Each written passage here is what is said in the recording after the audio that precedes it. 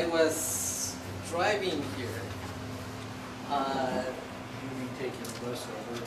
I was driving here. I could not have gotten. I have a studio here in downtown LA, and then I was listening to President Obama's State of the Union, and then he closed his delivery of speech with 3 words: educate, innovate, outbuild the world. And then about 3 months ago, I was invited to go to Brazil, Rio de Janeiro. And I was one of about 120 technicians discussing what to do in Brazil for dealing with the 2016 Olympics and the World Cup and another event that they had. And this is Rio de Janeiro. I don't know if you've been there or if anybody has been in Brazil in any other city. Rio de Janeiro is basically what we see and what we've seen in press and movies, or if you listen to music, what you hear about Rio. It's basically the beaches, the incredible music, the culture, and all that. But they have an amazing challenge to be able to deal with the number of people that will be coming for the Olympics, and the fact that they have very little transit, very little accessibility other than the automobile throughout Rio de Janeiro. And then they managed to outsmart the United States and other nations in competing for the Olympics. They did that. We were very aggressive, we as a nation. And you know, if you remember, President Obama and Michelle went to one of the cities where we met with the committee.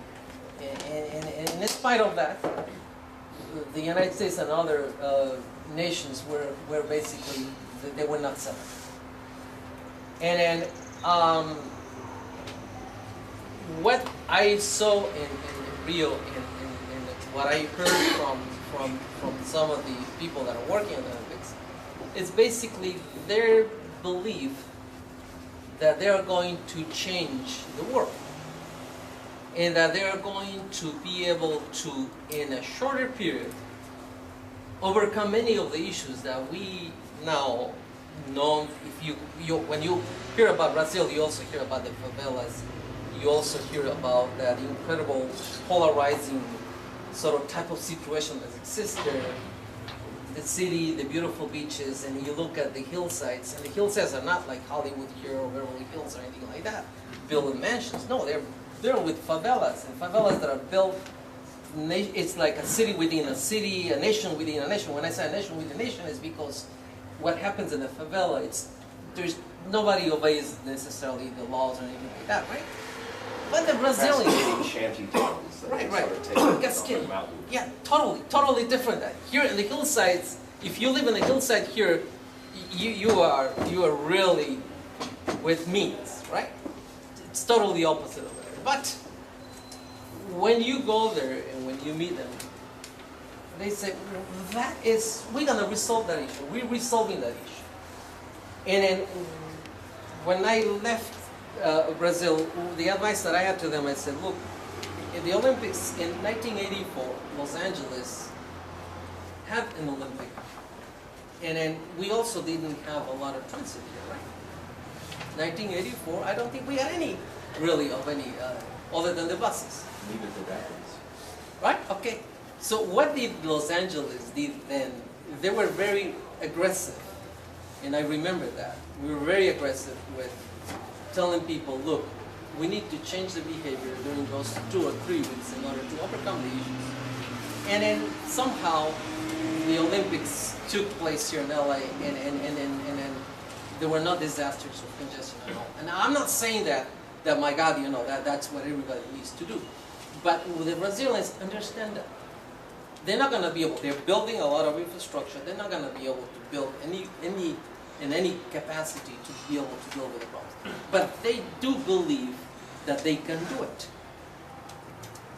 And then Left Brazil, came back here. There was an article in The Economist talking about the nations in the world that have been able to sustain and be well positioned vis-a-vis the global recession. And they named them, and one of them is Brazil. And the reason why they were able to do that is because they made considerable inroads in creating a less dependency on foreign oil. They were able to do that. And the real, the national, the currency of Brazil is something that right now competes really well with many of them. Now, let's come to Los Angeles in the year 2011. And then basically, we are at a juncture here in the Americas where we could also take the leadership in the Americas, at least, in terms of what we could do in order to be seen as an example of what can be done in a city that people never thought that could change. In LA, it's happening in Los Angeles. And what's triggering that is our ability to be consistent in building an alternative transit system that will reinvent the city. And when I say the city, I'm not talking about just the city of Los Angeles. I'm talking about what people view LA as being the city, Greater Southern California. Did any of you participated in Ciclovia? Okay. One day in the year where if you were in Ciclovia, you were participating on a linear park, very active, with people, kids, dogs, and artists and everybody just basically using the street, experiencing LA in ways that we have never experienced. Let me explain for people that don't know what Ciclovia was. It was a Sunday on October 10th, 2010, where they took about 7 or 8 miles of city streets from Boyle Heights to East Hollywood. And they basically said there were no cars on the streets from 10 o'clock to 3 o'clock. Well, people didn't know what to make of the fact that we didn't have cars on the street. People went out and they sort of using the streets as parks. They got to see things they could never see before. But although these events are happening all over South America on a regular basis in different parts of the United States, until the mayor, Antonio, went to Mexico and saw Ciclovia there, he didn't know what it was, but he became one of the supporters of Ciclovia. And it's an upcoming cultural thing in Los Angeles. We're doing something different where we can just take the day and actually go out and smell the roses, play volleyball on the streets, and do everything you want. So that's side story explaining Ciclovia, but it's November issue, pages 4 and 5. So. Okay, so I was invited also today by the mayor's office to participate in sort of a small brainstorming session about, you know, the future of bikes in Los Angeles, and what does it mean for the city, and basically to talk about the next Ciclovia. And they indicated to me that there will be 4 Ciclovias this year, 4. And then it's not accidental. I think that In different parts of the yes, city. in different parts, and then they show basically it's almost like looking at a map of the rail system, the existing rail system in LA. Because the next one in April is pretty much the same footprint as the Yeah. last one. And it's this map, and it's basically a Ciclovia. It's the rail line right here. That's where the bikes are going to be in April 10th. And then they have these broken lines of the extension of a Ciclovia to be achieved as it moves forward. But what's happening is actually that the transit system that it's now in existence, what's being developed, now it's sort of creating that environment of infrastructure that is inciting, that is creating other things, that it's creating the culture of, that it's providing a venue to experience the city in a different way. And this is not going back to the past, this is going back to the future. Meaning that LA, it's being reinvented once again. And the possibilities are tremendous. Tremendous for economic development, for the readaptation of the city. I've been now participating in LA City Planning Commission for, it's my 7th year almost. And most of the developments that we review in the Planning Commission are infill developments. And it's the city that is being reconstructed, so to speak, and then transit has a major factor in it. And when I say transit, I'm not only talking about the trains and I'm talking about the buses, I'm talking about the bicyclists, I'm talking about the people now experience LA in a different way. And it's I'm also happen to be an artist, and I do a lot of work, and it's not only me that's doing that. I have met many artists that are painting the built environment, that are painting the city. And what you are seeing is basically that all of a sudden everybody is attentive to what's out there in the environment. And all of these is going to create that amazing synergy which is needed, which is that we as citizens of this city, as residents of the city, have higher expectations and demand our city leaders, demand our policymakers that, hey, we gotta do a lot more. So I think that I migrated to this city in 1969. I was 17 years old. I barely spoke a word of English. I used to work at a sweatshop in what's now Center Village. And then 3 years ago, I leased a space that happened to be the same place that I used to work in the sweatshop. If you come to my studio, you're gonna see that. Now, you can do this in LA. And then there's thousands of examples like that, of reinvention and readaptation. And then, you know, we're witnessing a total transformation of a city. And if we do the right thing, and if hopefully our nation, at the national level, provides the leadership, we can have a huge impact on the Americas and in the future. So. Good. Can you tell about your involvement with the downtown connector and something about that? In order for a transit to be most effective, it has to provide, it has to give the user the ability for him or her to really go far. And totally just transfer and all of that. And then I don't know how many of you have lived in cities where you have that. I had the fortune to live in different parts of the world that had that.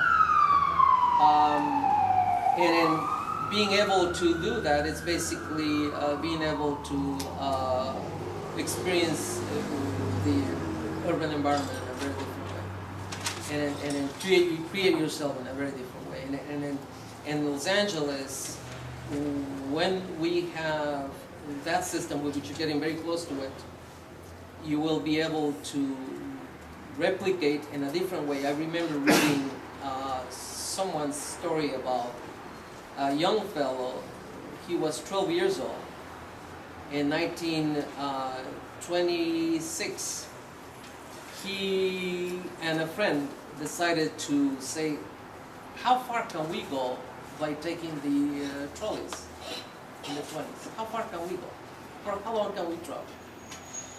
And they spent a whole day going from San Bernardino to the ocean and back and that. And that was 1920 in Los Angeles. and then we will in the next 5 years be able to do something like that, but even further, because right now you can actually go further than what that kid did in 1920 in transit, but not in a very easy manner. You need to really be very good at doing it. So hopefully that will be able to. I have a friend who's a writer, Rebecca Solnit, and I don't know if you read some of her books. She wrote a book that's called Wanderlust and the History of Walking. And most recently, in the Sunday section of LA Times, in the book section, there is a new book that he has produced, which is a compilation of different maps of San Francisco. And then she says something really interesting in one of her books. It says, in this world, you need to get lost. Have the ability to get lost and not really be lost. Meaning that a city that provides the transit system frees you from all the attachments that you have, that you get lost of that and you explore the city and you see that. And she has a way of saying it that it's really poetic and very interesting. And in cities that provide the transit, provide that terminal system, provides these incredible venues of common ground and the ability that you have to relate to others, including people as well as the built environment, getting lost in it and finding new ways of relating. So it's an incredibly rich experience that you get. And then people take that for granted, but that's what you will be producing in a city that. The federal government just agreed to fund preliminary engineering on the regional connector and the west side extension, and there's a new proposal for the station location right across the street again. So can you talk about some of the details of that? You see, he doesn't want me to go into the sidebars and here. Okay, there is a huge competition in LA County in dealing with project development. And then the regional connector, because it's a project that sort of connects other systems, doesn't necessarily have a champion. The champions of regional connector are people like Russell. They're not necessarily engaged in one community, they're looking at the system in general. There isn't one politician that will come up and say, hey, gee, the regional connector, we gotta build it. Every politician has a project that is in his or her district. Downtown LA is in the middle of everything, right?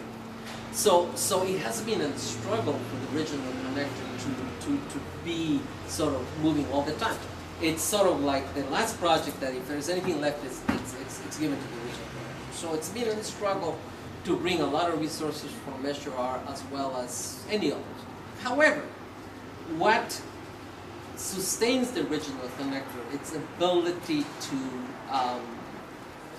maintain a cost effectiveness, which is it's a figure that it's a formula that is achieved by the number of people that you carry, and the cost in doing that. So because it's a connector and all the lines meet here, you have like 90,000 people using it, and then that creates in itself additional ridership for other projects. So that sustains the project, becomes like on its own, it's being sustained. However, in order for us to be able to really be most effective in terms of connecting, we have to come up with stations in the regional connector that will serve the major destinations. And one of those was the Fifth and Flower. And then at the end of the day, we had to sort of do some cost-effectiveness, value engineering, and then we couldn't sustain that station, so we recommended it to be deleted, because otherwise we couldn't do any more than that. So and then the new Little Tokyo station, is it not cutting cover? How is that going to change? The Little Tokyo Arts District station, it's something that we're going to have to decide as we continue in the design. It's underground. but we don't know if we're gonna leave it open. Because right across the Japanese American Museum, do you know where the Japanese American Museum is? Yeah. Right across where Senor Fish is, in that block, that's where the station is going to be. Right now, we will design that in such a way that it creates this beautiful space there, public space there. And then we might not need to cover the station, leave it open, daylight, it will be under.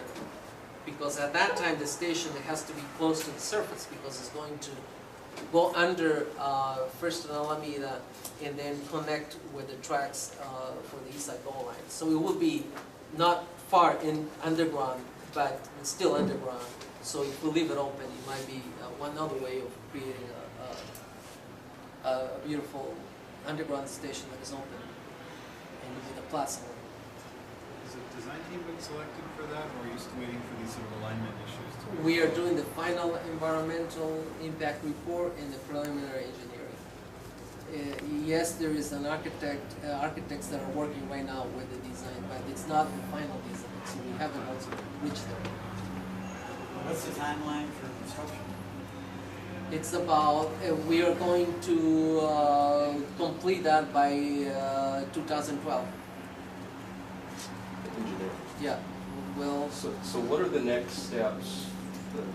I guess the next big steps is the federal government signing off on New Start's funding. Is that correct? New Start's approval. It's a very good accomplishment that they allow us to go into preliminary engineering, because that shows that there is an interest in making it have more than an interest. So the next step is for us to request a full funding grant agreement, where we are requesting for the regional connector 60% funding. So that means that we will provide 40, the feds will give us 60. We hope to stay that way. And the reason why we're asking 60 for the regional connector is because of the cost effectiveness. And that application is made when, and then the normal cycle for decision making will be when? The application will be, it's being made right now. And then next fiscal year we'll have to be last year, which is next year. When are you going to do the final design? Oh God, I wish I was the project manager this year. Really? I'll have to give you, Engineering, you yeah, get the full funding grant yeah, agreement. that gives you the green light to do final design. Actually, at our town hall forum, we're When going you to get the Tuesday, ROD, there'll be people yeah. from Metro there Yeah. specifically giving it the Sunday. Yeah. I'm trying to figure out what's going to Yeah. be presented Tuesday next week. I don't have it on the top of my head. We do have all of those. I can, I'll give you my cards here and then you can communicate. And then the West Side extension is on the same schedule? Yes, east side, regional connector and west side extension in the same schedule.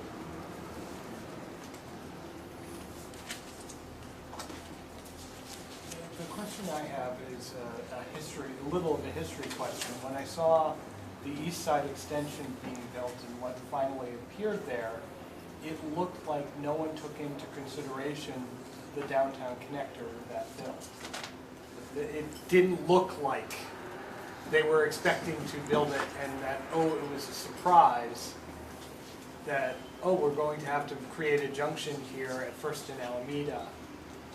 Why does it seem like, even though the downtown connector has been thought about for many years, the east side extension where it would connect at that point turn Well, into? because it's the truth. It wasn't. It wasn't.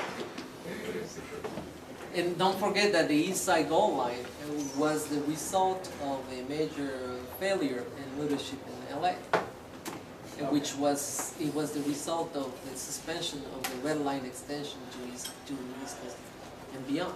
Right. The East Side red line extension got a full funding grant agreement. It completed final design. It purchased the real estate to build it. It started construction, relocating utilities on Alameda between 2nd and 3rd Street. Okay. Can I ask, what do you mean by connector?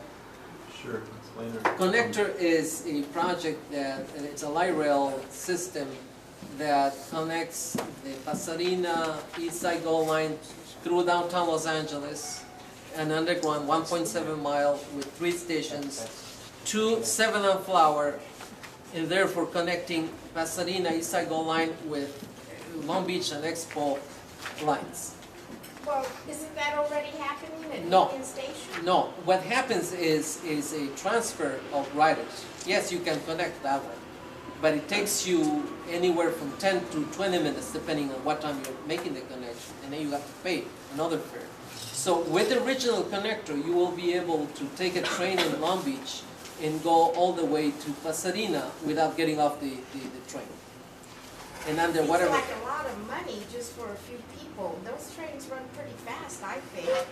Well, I've ridden them, I ride public transportation a lot. it's not a few people, it's a lot of people with the original connector. You increase, for example, in the case of the East Side Gold Line, you will be increasing 20% the ridership if you have that connector. It's the cost of transferring, the time that it takes to transfer, that's what happens.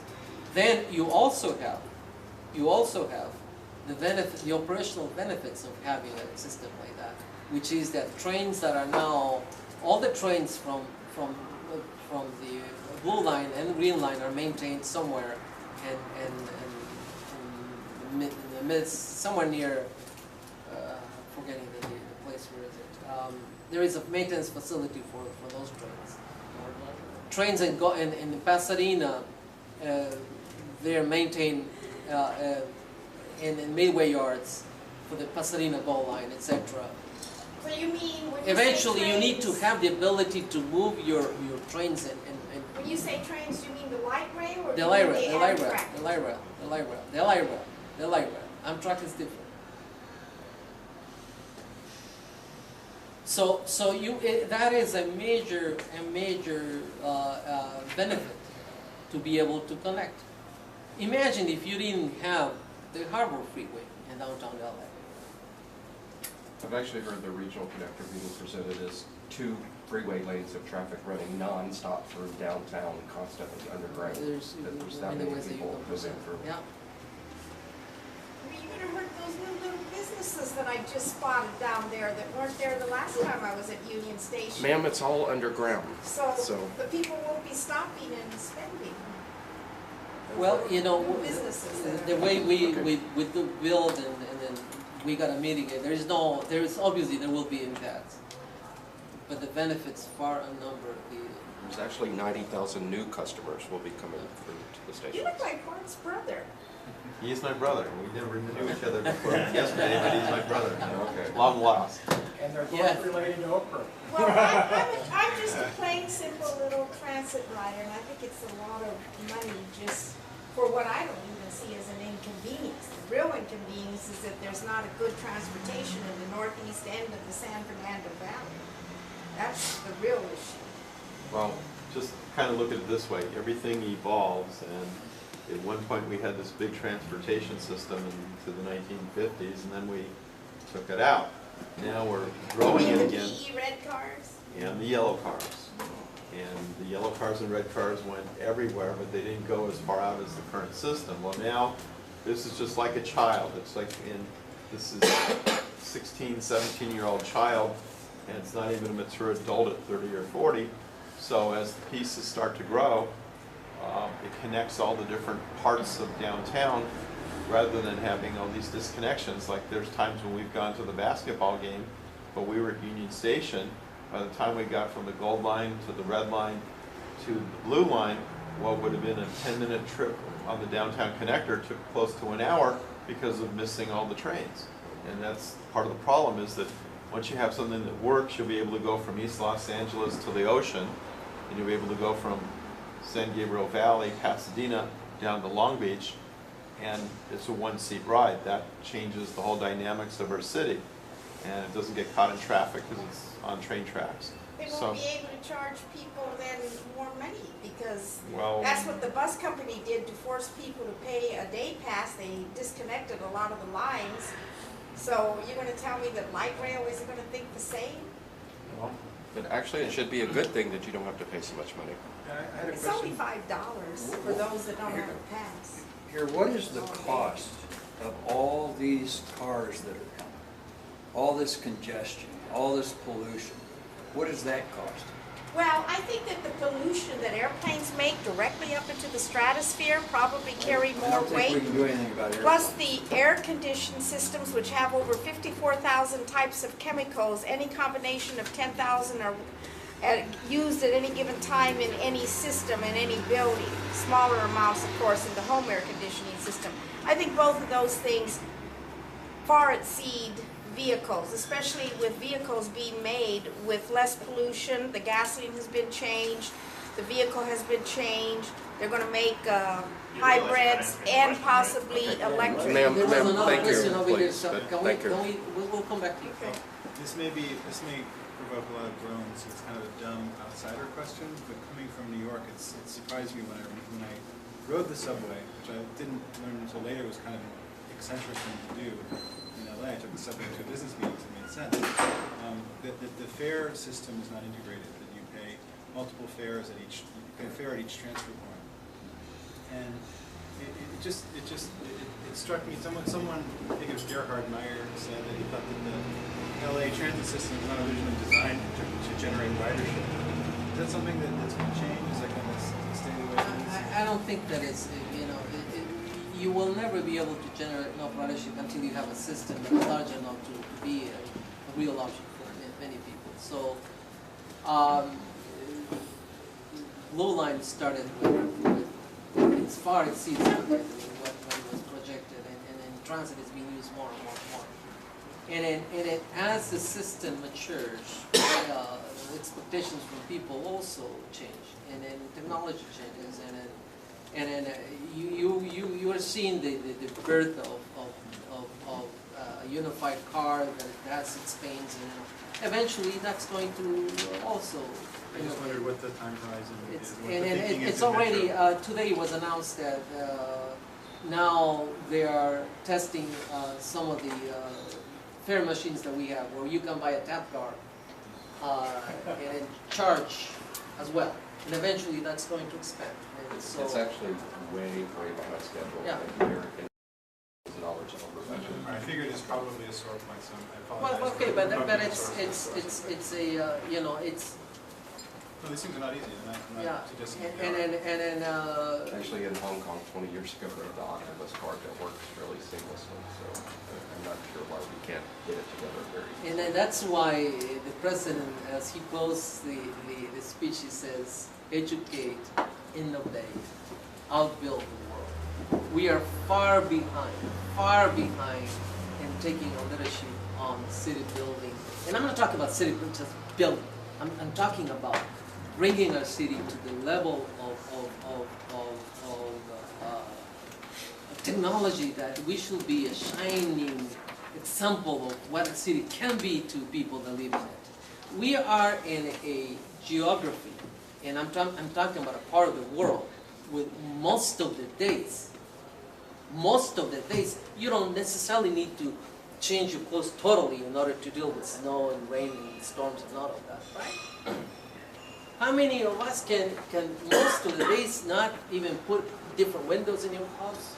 And then you have such an incredible weather and advantage of that. And in the city of LA, cities should have the infrastructure to sustain that, because we are not competing now with Chicago, with San Francisco, San Diego. We're competing with Shanghai, we're competing with Rio de Janeiro.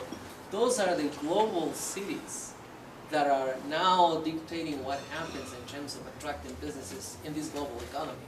And if LA cannot do that, oh my God. Question. LA in the last 2 or 3 years has made amazing progress that none of us could have imagined before Measure R to be at the place we are now. When you look at the full complement of Measure R and you look at the potential of high-speed rail, and for the first time you look at the city of LA at least starting to begin to understand transit-oriented development and how to build cities around that. We have a very full plate. But in spite of that, there's still the next level of stuff that really needs to be done. You know, the harbor subdivision and all of those other things. So what can we do, or what is there to do in the next number of years to sort of continue to make sure it's managed as efficiently as possible, but start to build those next kind of layers of support so we don't end up with the west side extension to VA that is another sort of regional connector mess that's not connected to anything, or the Crenshaw line that's not really connected to the LAX, that's not really connected down through South Bay to San Pedro and Long Beach. How do we start filling in those next steps when the money's not even there anytime soon, but we know the connections have to be as part of long-term planning? I think that by doing what you do best now, which is to educate and to stay there, you know, it's not, I'll leave most of us, but we have made a difference. We're making a difference. Like you have seen what I have accomplished, you know, we have accomplished here.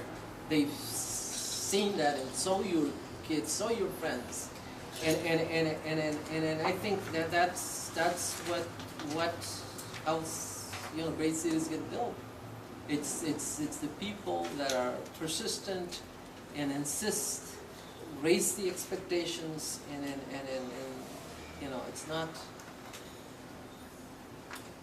So would you credit like some of the advocacy that's come out of this group as made Absolutely. a difference? I mean, I don't know. Absolutely. I'm an outsider of that.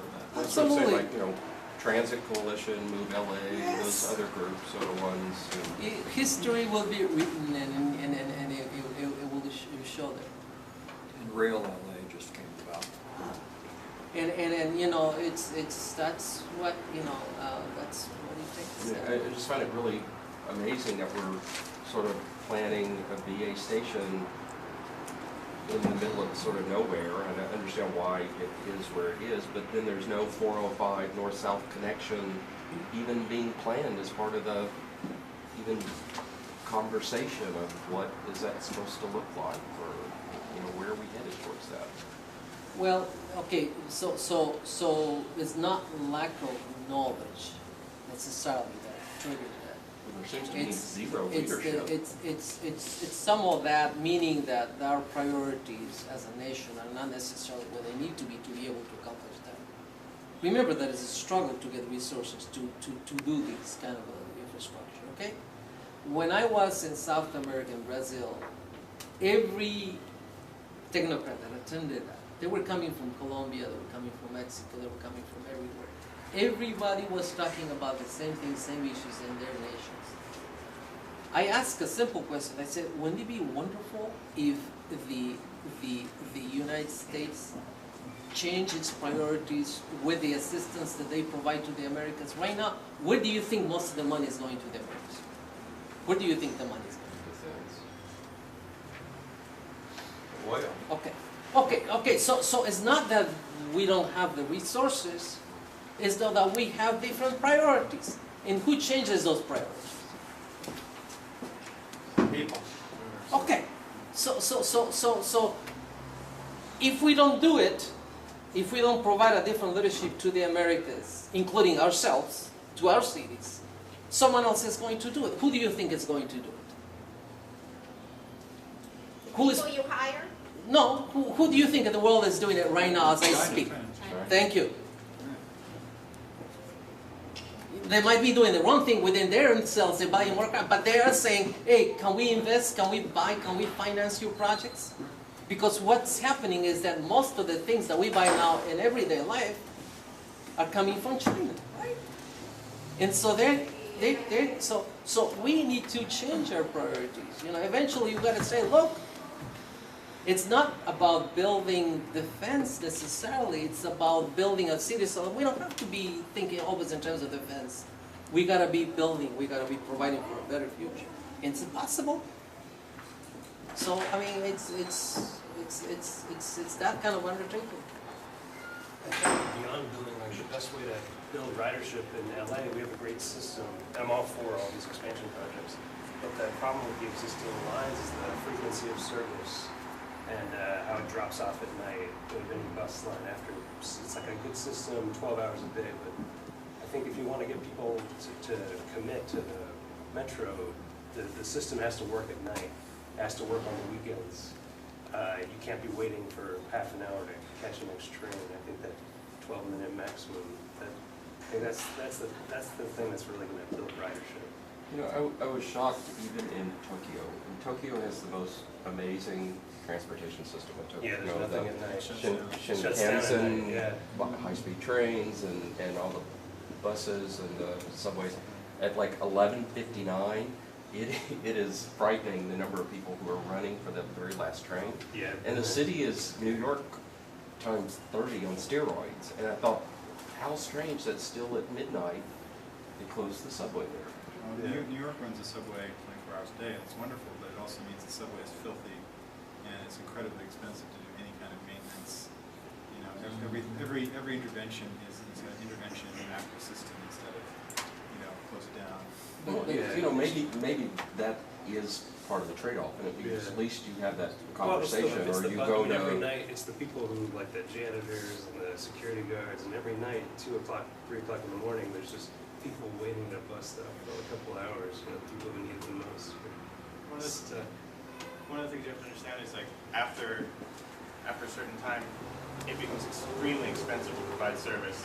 After about midnight, you basically have to have another shift, but then you'd have to, you know, give them nighttime pay. Even like bus operators who drive buses at like 9 o'clock at night to like midnight, they get more paid than they do if they were driving around in the daytime. We did a pay-to-play thing with late-night subway for a while, and it just from, you know, adding like extra 2 hours during the holidays from Thanksgiving to New Year's, it was something like $3,700 an hour. You know, just for a train every 15 minutes. Yeah, that's the way to get people out of their cars, you know. And all the money we're spending on cars is just shipping it out of LA. I'd rather pay a driver. Well, I'll interject too, is that one of the things that the dialogue is out there because it's on our agenda, but we'll just kind of go out of order, but it seems appropriate now, is that Metro is offering up another round of service cuts. Yeah.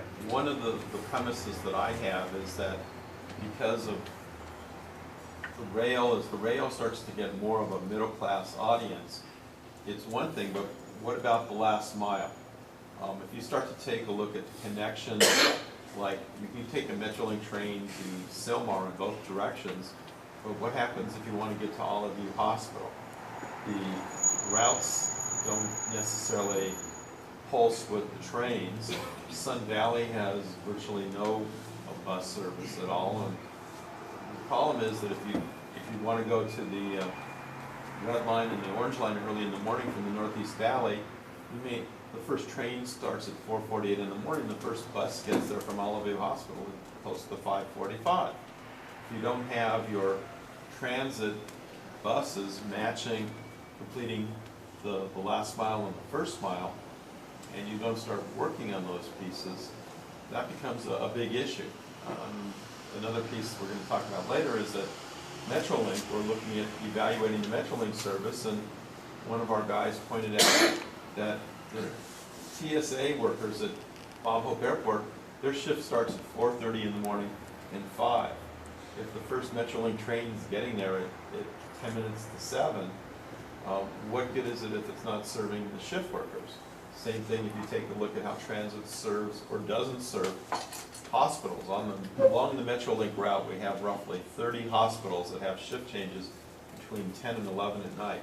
Most of the big employers will provide a van that gets the daytime workers to the trains, but it doesn't matter that they would provide vans to get the nighttime workers, there's no trains at those hours. So Metrolink is reevaluating how it fits the shift workers. And if it just so happens that it fits the shift workers who are getting to Bob Hope Airport at 4:30 or 5 in the morning, all of a sudden the second shift goes on at 2 o'clock in the afternoon, and gets off at 10 o'clock at night. Well, that also means you have to have trains connecting. Well, if that ends up happening, then you have to then look at the fact that we'll now have trains can take people from the events at the Orpheum Theater, Disney Concert Hall, Staples, all the other downtown venues. Because if you have a core ridership 10, 11 o'clock at night, taking the trains back and forth to their jobs, the shifts that we've never really given that shift workers the opportunity to take transit. It's only the 8 to 5 or 7 to 3 type people. So if we change that paradigm, then all of a sudden transit becomes becomes part of everybody, not just certain groups of people, but it becomes everybody. Then the volatility changes because the authority will then probably have to offer more service to connect with the trains to do the last mile. So those are the kinds of cultural changes that we're going through right now. If we get there, and I believe we could, then we're going to still change the city. But the city is undergoing these radical changes, everything from pulling off Ciclavia. There were so many people that couldn't believe we could actually close down the streets. Certain newspapers were just going ballistic that you're going to close the streets. And then they went down there and saw the organizers of Ciclavia thought there'd be 9 or 10,000 people, and it was closer to 80,000 people. That becomes a cultural changer in the city. Then all the outlying cities, Santa Monica, Long Beach, all the different Burbank, Glendale, they're all interested in doing Ciclavia because they saw it done here once and it worked. So those kinds of cultural pieces start to fit in. We're sort of in the hub of these changes because what you say is absolutely correct. If we have those services that meet the shifts of real people that come every day, as a TSA worker, 7-day-a-week type of job, the trains have to be the same way. Once that starts to happen, the paradigm shifts. So back to Diego, I think you have to leave quickly. Is there any other things that you'd like to add that we haven't gone over yet? Which it's basically that one of the things that I think we're going to have to insist more and more is that the transformation of the city based on infrastructure is probably the best way for nations like us to create industries, to regain the productive ability that at one time we used to have. And by being able to us take a lead in creating the transportation systems and the technology to go with it. And that also includes the connectivity to buildings, etc. It's a major sort of shift in what you need to do, you know, from the tap cards and for technologies to do with that, to readaptation of buildings, to looking at streets in different ways that we used to treating sidewalks in a different way. It's a total sort of package of needs that emerges, positive needs. And it's that kind of shift that's going to reinvigorate our industrial production. Because remember, all the things that we used to produce left us. And when that happened, all of a sudden, what we had is things coming through trucks and all of that, and inundating basically our roads and all of that. So we need to... Since there hasn't been agreement on a federal transportation funding mechanism, and we've just basically been faking it for the last number of years, is that a real deterrent, or would that be a real incentive to finally do some long-range planning that we can't, or are we okay just sort of hobbling along year to year? No, we're not. We need to. It's the linking infrastructure. It's a major area of research and development that we need to take the lead. For us to have to take advantage of all of these transformations, we also need to expect, and that will happen from our planning architecture schools, all of them to be focused, and they are doing it, and in creating these technologies, creating this new way of planning and linking systems and all of that needs to happen. I mean, it's that kind of undertaking, and I like that you use the word designer. I get a lot of good designer knockoffs in Chinatown. Thank you, Pat. thank you very much. Diego, I appreciate it, and I apologize for not coming right on time with it. Diego, just want to see if everybody else has had who hasn't asked a question. Is there anybody else? Did you want to? I'll just make a couple comments. Comments or questions? There's a difference. All right. You're going to make comments after he leaves. All right. Questions? The gentleman was talking about service people. No, but he's development, he doesn't do the transit itself, Ken. So if it's the question that's not appropriate, then let's hold it. Thanks, So Diego. All right. Thank you very much, thank you. I have just one quick question. John, go ahead. Is there a planning process right now for, you mentioned the West Side Subway, the line that, or the transit corridor along the 405 to Van Nuys, is that being examined right now in any sort of planning process? Yes, it is, and the city they're doing sort of the planning in some north-south corridors in the valley. There's several of them. And some of that is being financed by Metro R. Okay. But I think, once again, I think we need to expect from the city of LA, the Department of Transportation, to play at a different venue level, of creativity and expectations. All right, well, Diego, I want Thank to you so much, for and coming. Can we give thank a you for moving the hand? leadership that you take. Thank you so much for that. It makes a huge difference. The dedication, the time that you spend doing that in the meetings, I tell you.